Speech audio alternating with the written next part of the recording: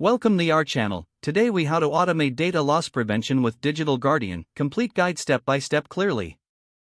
To begin automating data loss prevention with Digital Guardian, ensure you have a clear understanding of your data environment.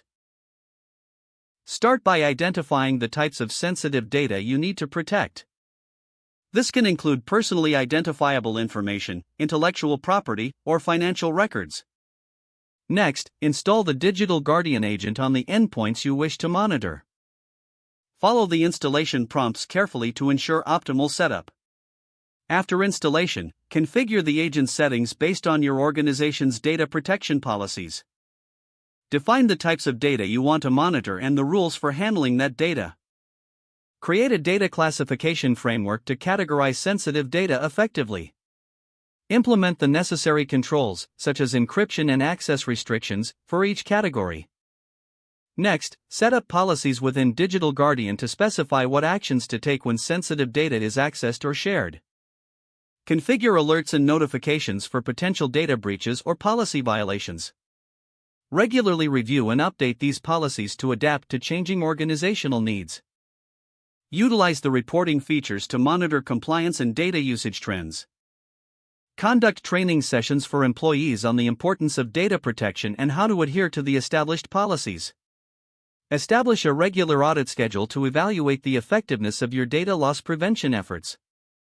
Continuously refine your approach based on audit findings and evolving threats in the data security landscape. Leverage the support and resources offered by Digital Guardian for troubleshooting and optimizing your setup as needed. By following these steps, you will create an effective automated data loss prevention strategy using Digital Guardian. If the page does not load, refresh the browser or try again in a private or incognito window. Make sure you are using the correct email address, then retype it carefully to avoid small typos. If your password is not accepted, use the reset option and create a new strong password you can remember. Check your spam folder for verification or security emails, then complete any requested confirmation steps. Enable two-factor authentication if available to improve account security and reduce unauthorized access risk. After signing in, review your profile details so your contact information and settings are accurate and current. If you see an error message, note it down and try again after restarting your device and internet connection. Log out when you finish, especially on shared devices, to keep your account and payment information secure. If the page does not load, refresh the browser or try again in a private or incognito window. Make sure you are using the correct email address, then retype it carefully to avoid small typos. Don't forget to like this video and subscribe to our channel for more step-by-step tech guides.